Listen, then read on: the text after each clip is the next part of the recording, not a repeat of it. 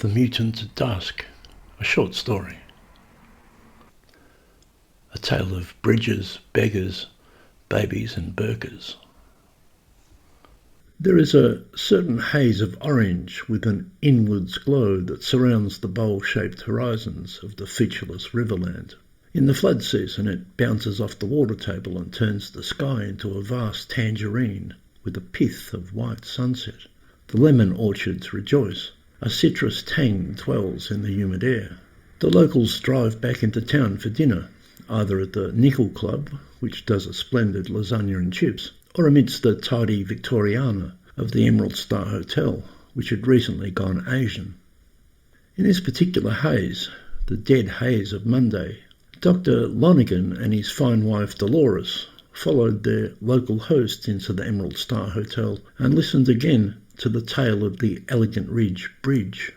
They had driven across the famous structure, metallic and red, on their way in, directed and swooned by that old school chum, Darren Floorshine Batsby, who was accompanied, something of a surprise, by his girlfriend in a burqa.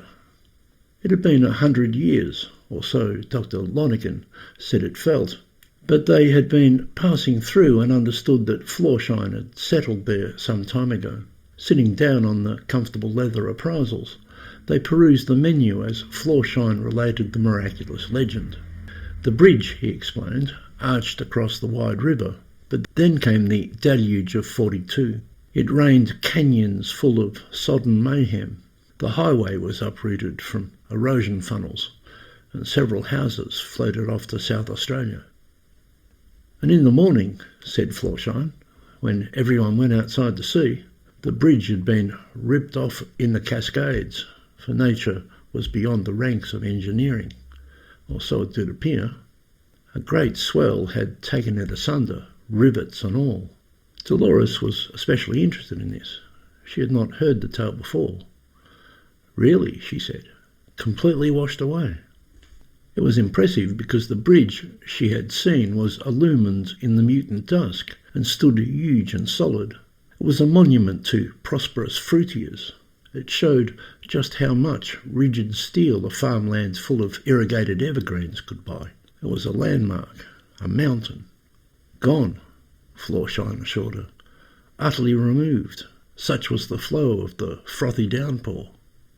He looked at his girlfriend, who was sitting silent in a plain black sack, her features hidden and her lines dissolved. "Isn't that right, Fart?" he asked her. After a while she nodded, in a fashion, and evidently endorsed the account. Dr. Lonergan, less interested, had been peering about, admiring the ostentation of the olive-green interior, and noticing the contrast of fiery orange out the window as night-time started gobbling up the hot and wearying sun. Beams of twisted light struck the silverware, he noticed. He was thinking about the Peking duck, or perhaps the Singapore noodles, but this consideration was arrested by the appellation of the concealed paramour. He looked up. He tried to be polite. "How is that spelt, I wonder?" he wondered. Floorshine was happy to oblige. "F-A-H-A-T, he reported. "Oh, Farhat," said the doctor, understanding. No, said Floorshine. "It's pronounced fart." There was a pause at this juncture, not quite uncomfortable, but basking in the distraction of the bittersweet way the sunset intruded through the blinds. The dinner hall was almost full. Farmers and their families were looking forward to some homely Cantonese.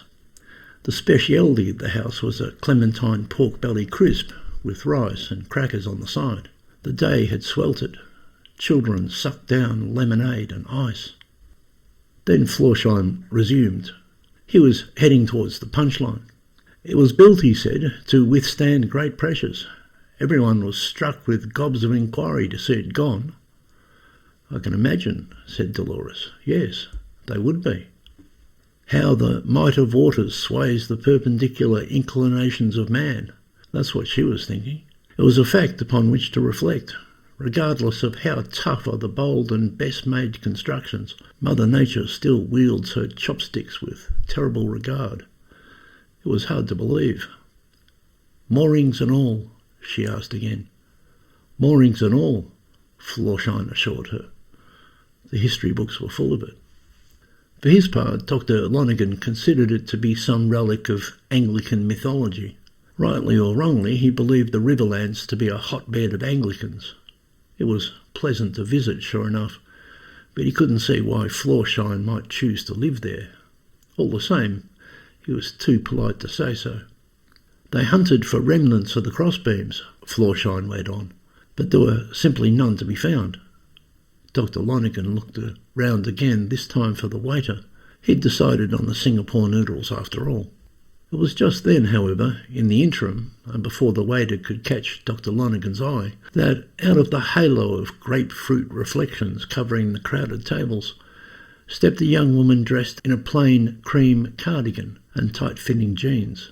She had a rustic soul and a rural education.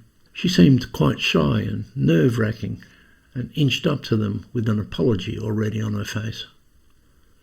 "Excuse me," she said meekly. "I'm collecting money for the Andersons."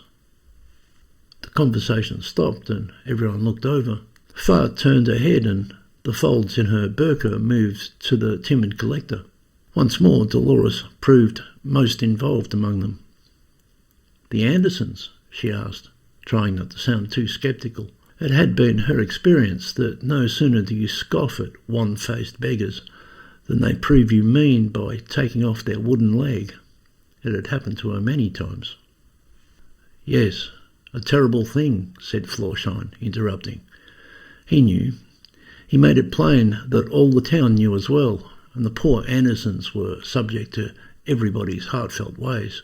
Evidently, the young woman, small and awkward, was overcoming chronic reticence to go table to table every eve that they might raise enough money for the stricken Andersons. The community had pulled together. There was outreach, charity's silver hand. Belatedly, the woman produced a fat white tin full of juicy coins and gave it a humble rattle. Florsheim shook his head. The tragedy.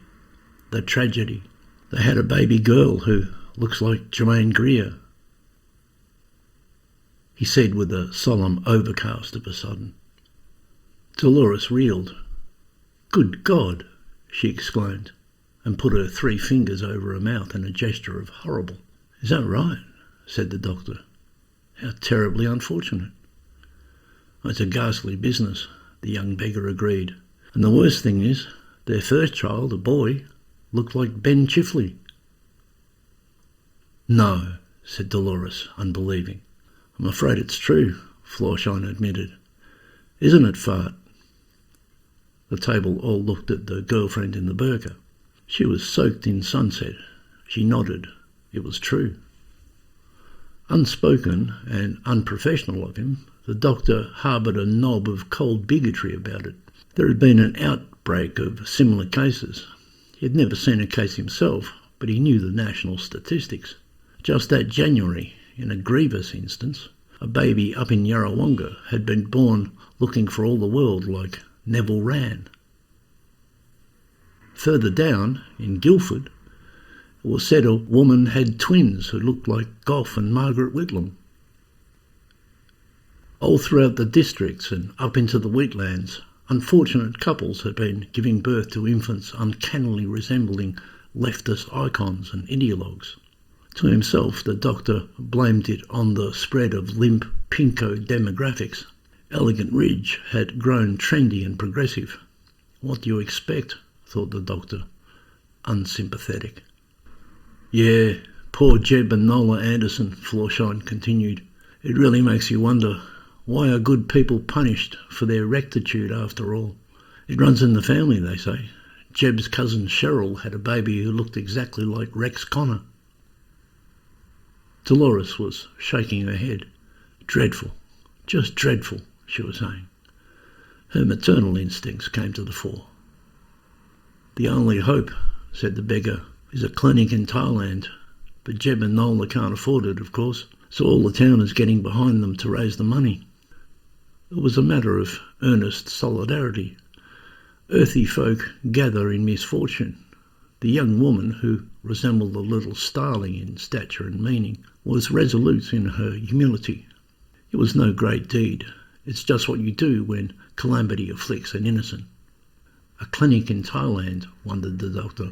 He hoped for some more information, but the woman rattled her coins with a flick and wore her tragic visage. They raffled a hamper last week, said Florsheim. Fart won second prize, a year's membership at the golf club. Isn't that right, Fart? The table looked at the burqa again, and again the burqa folded in assent. We've already raised $1,000, said the little beggar. Isn't that wonderful, said Dolores. She then motioned to her husband and made him make a good donation. He was reluctant but resigned. Dr. Lonergan also harboured blobs of bigotry towards clinics in Thailand and was certain that the money would be spent on slanty witchcraft or psychic surgeon ladyboys running ruby scams in swarming hot Siam. He considered the $20 he produced from his wallet lost forever. Reciprocally, Florsheim felt community-minded and tossed across a fiver, and then, to some measure of surprise, Fart raised herself up an inch or two, and, with a rearrangement, a feminine hand in a complete black glove emerged from beneath the garment of oppression and handed the young woman a token load of 10 and 20-cent pieces. The poor little girl, the beggar said, sad again. There was a minute's silence. Everyone agreed on the misery and turned back to the menu for respite. Everyone could hardly imagine what it might be like going through life looking like Germaine Greer. The cruel manner of fate rebounded. Sometimes it is hard to fathom how some people even make it through the day. It was an apposite thought, for the day was rapidly ending, and out on the highways, kangaroos and wallabies, moved by the revolving earth, were hazardous to the occasional traffic of family sedans and big Bedford loaders. Dr. Lonergan looked up higher to admire the curly plasterings of classical pretension that adorned the hotel walls. It was a handsome hotel. He hoped the food did it justice. He wondered again if a waiter might be becoming. After the strain, the young woman thanked everybody with a dull hospitality, but said the boy who looked like Ben Chifley was, alas, beyond repair. Perhaps, she hoped aloud, we can save the little girl. Well, let's hope so, said Dolores. Let's hope so. And with that, the beggar turned and sheepishly followed her begging tin to the next table. Life can be so cruel, can't it? Dolores pondered. Quite, said her husband. It can, said the Florsheim. Everyone looked at Fart, and she agreed as well. The doctor wanted to change the subject. I think I'll have the Singapore noodles, he announced. Just then, a big beam of orange lit up his face, and the entire dining room witnessed a sunburst far off to the west. So will I, said Florsheim, adding that he also recommended the chili sauce spring rolls. The women, though, were as yet undecided. Getting back to the bridge, said Dolores, creating an opening once more. Everyone suddenly remembered that they were in Elegant Ridge, and when you are in Elegant Ridge, it is impossible to ignore the Elegant Ridge Bridge, that miracle of steel. Oh yes, said Florsheim, since it was a tale he loved. His face said, where were we? The bridge itself was, as explained already, huge. Whopping spans breached the loping waterway.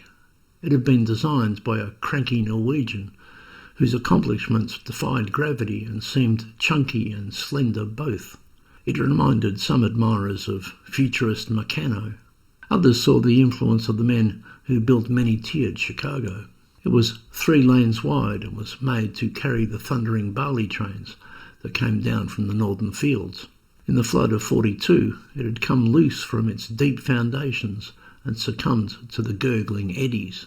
The next day, as Florsheim had related, all the town went down by the riverside, and to their dismay, the entire structure was gone.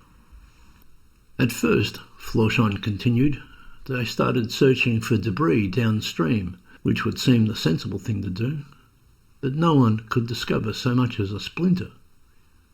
Nothing? Asked Dolores. Not a thing, said the floorshine. Amazing. Yes. It seemed as though the dimensions of the deluge were the point. At last, though, their host reached a veer in the narrative and finally released the mystery of it all. Until, he said, several days later, a drover from Yakandanda, following the swollen overflows, discovered it again intact, only 3 miles upstream, for it had lurched afterward, sturdy in its bolts, and somehow transcended the flowing rage. This was the legend, at least. Even though it was Norwegian, the bridge too far had weathered the abundant torrents and, with a mind of its own, settled on a landing up from where it had once stood, a triumph of metal against the drenched superfluity. How could it happen? Engineers were still scratching their heads. How extraordinary, said Dolores, delighted. You mean they found it upstream of the flood? How extraordinary. Floorshine next explained how, on the strength of this, the entire town had moved following the bridge and had relocated upstream indeed from where it had originally been a sturdy fixture. And this is why, he said, there is in fact no ridge at Elegant Ridge, for the ridge had been surpassed in the original location and is now 3 miles downstream, buffer of inundations. He also swore that experts had taken measurements and declared it to be a great wonder. Isn't that right, Fart? The burqa'd girlfriend agreed. She decided to have the tofu and satay vegetables, and her looming black glove pointed to it on the menu with deliberate relish. Evidently, under there somewhere, she was hungry. She endorsed her boyfriend's account by nodding and sat serenely in the blazing display of Western colours still pouring through the bubbly window pane. The sky was on fire. Dolores said, "Bravo." She liked tales where bridges ended up where they shouldn't be. It was the stuff that any local would tell a visitor over dinner. It would usually begin with visitors asking, "Where's the ridge?" and then discerning the massive trestle across the lonesome Murrumbidgee. Whether in the Emerald Star or in the Nickel Club, it was a tale told 1,000 times with 3 miles worth of fancy. It saved the conversation from the maudlin stare of the Andersons' mutant child. Dr. Lonergan, ungenerous, saw them as connected. He thought it, as we have said already, an Anglican myth, for the Anglicans, after all, thought Jesus and his Uncle Nick had blessed the copper mines of Cornwall. The doctor admired the lemon groves and weirs and the vineyards and the way the mighty river seemed sown tame, but a prosperous audacity had given way to belief in the irrational and bumper stickers about whales, and now it was producing babies that looked like Germaine Greer. In Dr. Lanigan's world, there are consequences. Mythical bridges yield monsters anon. It was good to see his old friend comfortable in his Riverland abode, but he was unkind enough to have thought that if Floorshine and Fart were to have a baby, it would probably look like Kevin Rudd. He looked around again. "Waiter," he called. "Waiter, I'll have the Singapore noodles."